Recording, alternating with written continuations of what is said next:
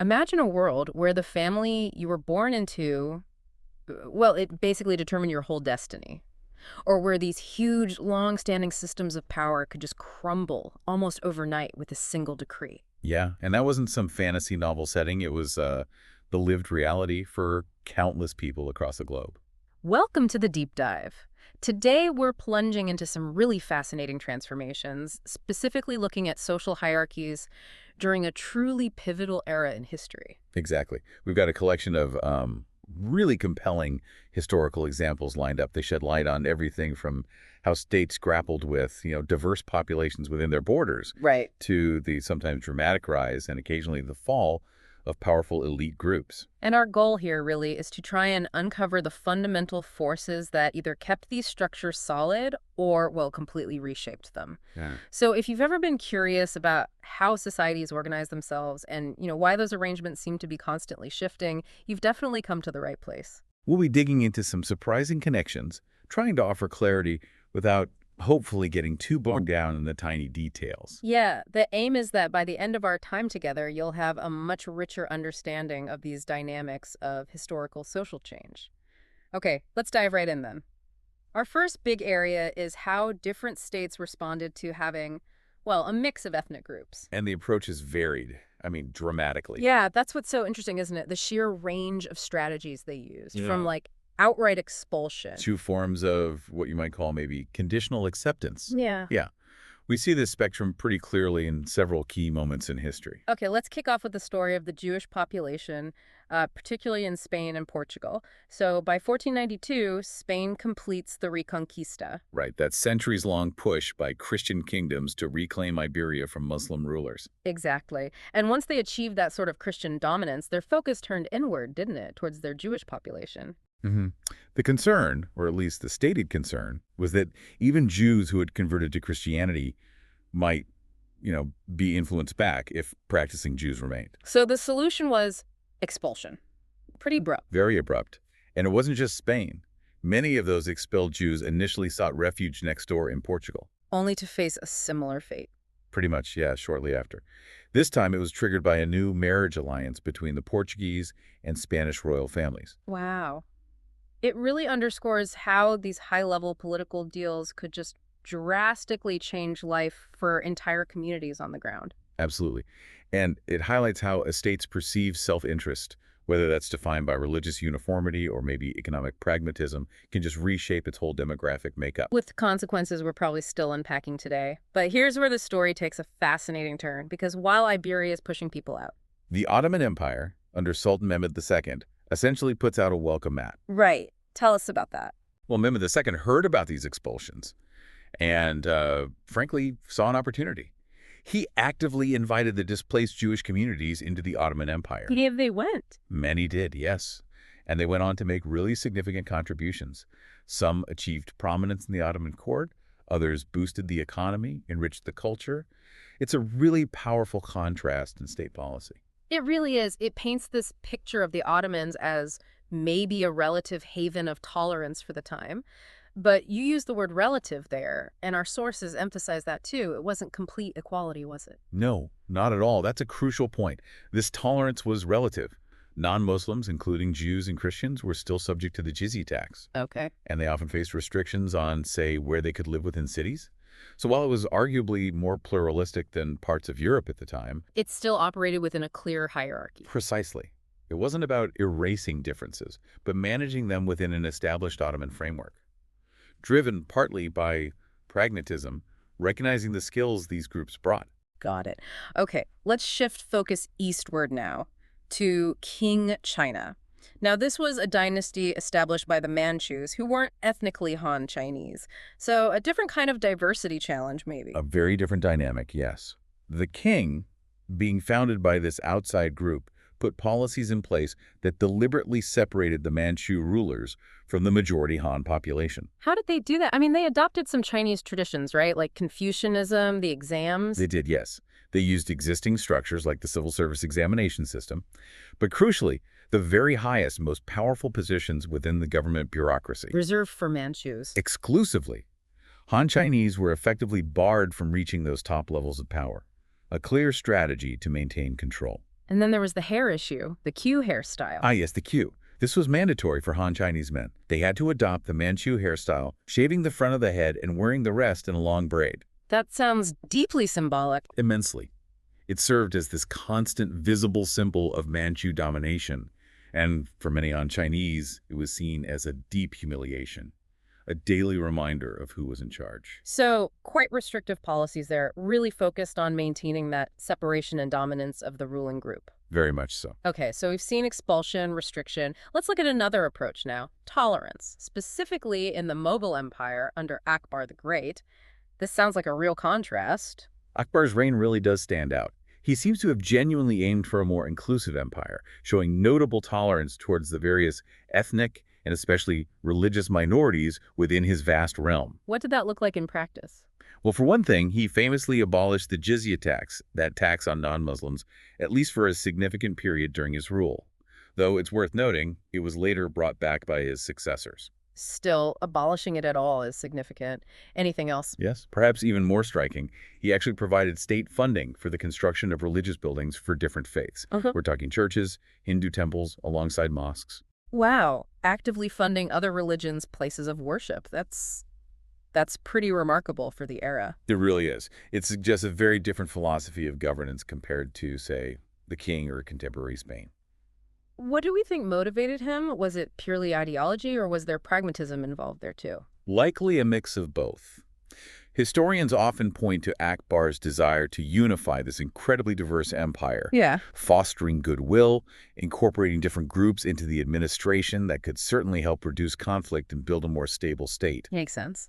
But there also seems to have been a genuine intellectual curiosity on his part, and engagement with different faiths and philosophies. Fascinating. It really makes you wonder what factors push one ruler towards exclusion and another towards, well, something closer to tolerance.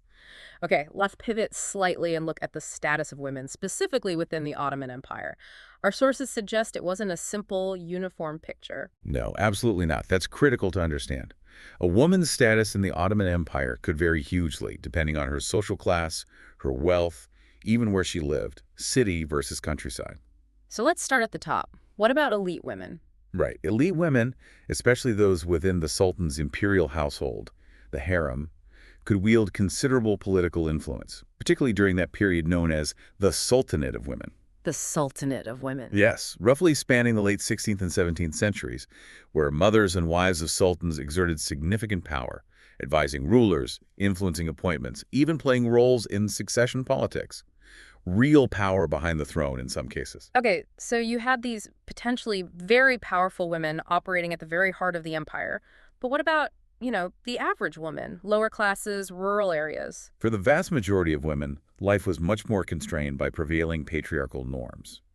Their roles were primarily domestic, centered on the family, and their legal and social rights were often quite limited compared to men. But there were some protections under law. Yes, it's important to mention that Islamic law, the Sharia, did grant women certain rights, things like the right to inherit property and rights related to marriage and divorce. But how well were these enforced? That's the key issue.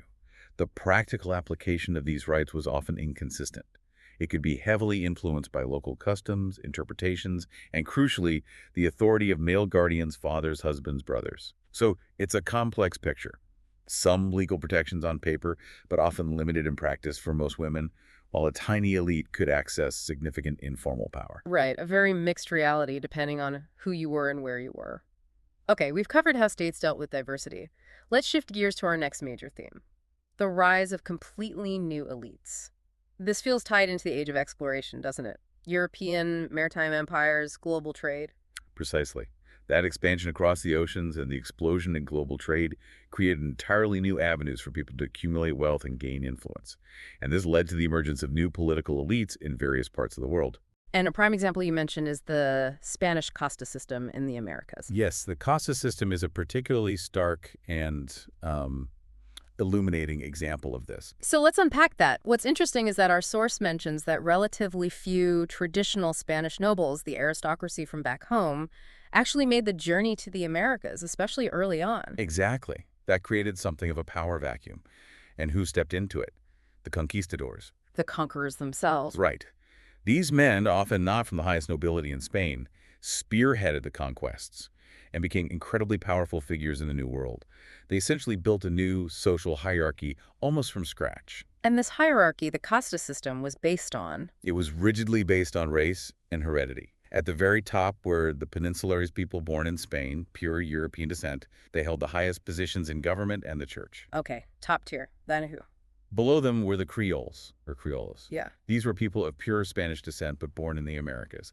They could be wealthy landowners but were generally excluded from the very top jobs held by Peninsulares. Right, and then it gets more complex with mixed backgrounds. Yes. Then you had various categories for people of mixed race.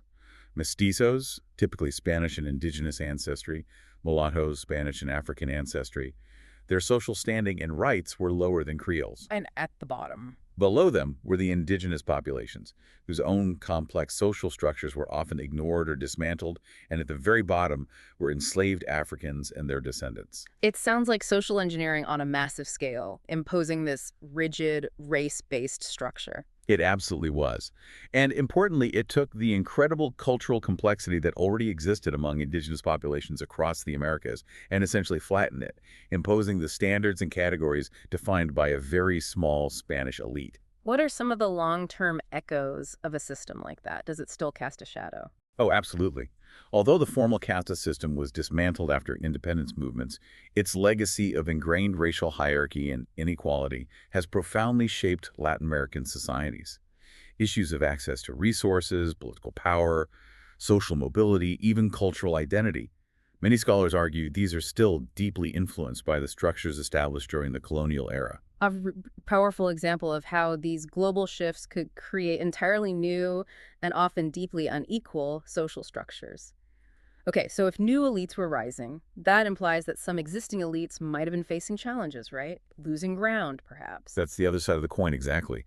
As these new centers of power and wealth emerged, and as states themselves tried to consolidate power, many traditional, established elites found their own authority and influence under threat. Makes sense. It's a natural tension almost. It is, and our sources give us some great examples of this dynamic. We could start with the Ottoman Timars. Okay, remind us what the Timar system was again. Sure. Timars were essentially land grants given by the Ottoman state, usually to military men or other officials, in exchange for their service. So like a reward for loyalty and service. Exactly. And these Timar holders, these aristocrats, gained wealth and significant local power because they could collect taxes from the peasants living on that land.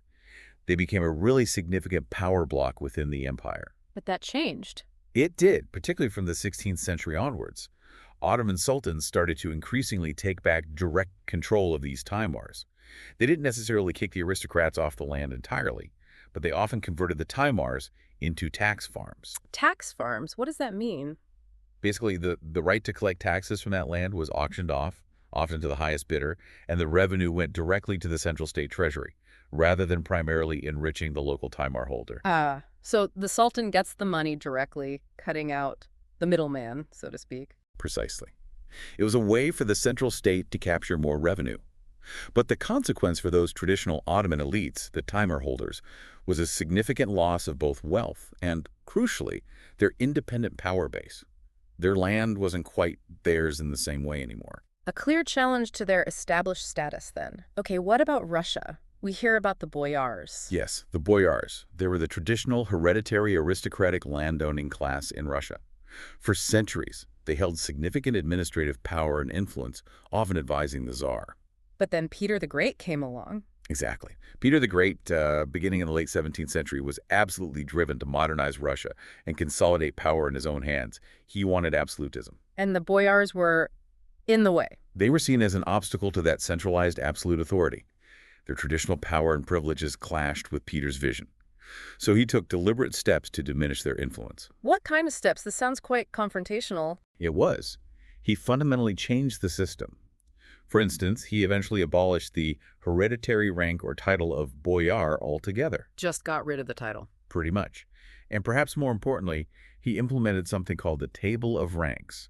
This meant that nobility and status were now primarily linked to state service, military, civil, or court service, rather than just birthright. If you wanted a high position, you had to serve the state directly, working your way up the ladder. So noble birth alone wasn't enough anymore. You had to work for the Tsar. Exactly. It undermined the boyars' claims to power based purely on lineage and their traditional landholdings. As a result, their collective hierarchical power definitely saw a sharp decline during Peter's reign. Wow. From land grants being reclaimed to titles being abolished, these established elites were certainly feeling the pressure from centralizing rulers. Now, our final example here is the European nobility. A classic case, maybe. A very significant one, yes. For centuries, European nobles held immense power. They owned vast tracts of land. They could levy taxes on the peasants who worked that land. They often had their own courts, sometimes even private armies. Right, almost like mini kings in their own territories. In some ways, yes, they commanded significant local loyalty. But then, particularly in the 17th and 18th centuries, you see the rise of absolutist monarchs like Louis XIV in France, who were determined to centralize power in the state, meaning in themselves. And Louis XIV is famous for Versailles, isn't he? How did that fit in? Versailles was a masterstroke of political theater, but also control, by requiring the high nobility to spend significant time residing at the Palace of Versailles. He could keep an eye on them. Exactly. Keep them close, involve them in incredibly elaborate and time-consuming court rituals, and make them dependent on royal favor for status and position. It diverted their energy and attention away from building independent power bases back in their home regions. Clever, in a way. Very. And this was part of a broader trend across much of Europe. Monarchs worked consistently to curtail those traditional noble privileges, the right to tax independently, the right to raise private armies. They replaced those localized powers with centralized state bureaucracies staffed by officials loyal to and paid by the crown. So what was the end result for the nobility? Did they just disappear? Not disappear, no. They certainly retained significant social prestige, titles, and often considerable wealth through land. But their actual political and economic power, their ability to act independently of the monarch or the central state, was significantly diminished over this period. The balance shifted decisively towards the central authority. It really does seem like this era marked a fundamental shift in how power was structured and who held it across many different societies. It truly was a period of profound transformation. And you see these recurring themes playing out in different contexts. States figuring out how to manage ethnic diversity, sometimes brutally, sometimes more pragmatically. New elites emerging, often tied to those expanding global connections and colonial ventures. And the simultaneous struggles of older, established elites trying to hold on to their power in the face of these centralizing forces, whether it's sultans, czars, or kings. Okay, so let's just quickly recap the main threads we've pulled on in this deep dive. We looked at those really varied state responses to ethnic groups, from expulsions in Iberia to the relative tolerance, with caveats in the Ottoman and Mughal empires and the more restrictive policies in King China. Then we explored the rise of new elites, using that powerful example of the Spanish casta system in the Americas, born out of conquest and colonization. And finally, we examine the challenges faced by those existing elites, the Ottoman Timar holders losing their lands revenue, the Russian boyars having their rank essentially abolished by Peter the Great, and the European nobility being drawn into court life and losing traditional powers to centralizing monarchs. Yeah, a lot of change across the board. And connecting this back to you, the listener, hopefully exploring these historical shifts gives some valuable insights. Insights into the enduring dynamics of how societies organize themselves, how power works, how it's challenged, and how it shifts. Right. Understanding how these forces operated back then can genuinely provide a lens, maybe a framework, for thinking about similar dynamics issues of diversity, inequality, elite power that might be playing out today. Absolutely. So maybe a final thought to leave you with, building on all this. Considering these diverse historical examples we've talked about, what do you think are the most significant factors, the underlying forces that really determine whether a social hierarchy stays stable for a long time or whether it eventually breaks down or collapses? That's a big question, definitely something complex to mull over. It is indeed. Thanks for joining us for this deep dive.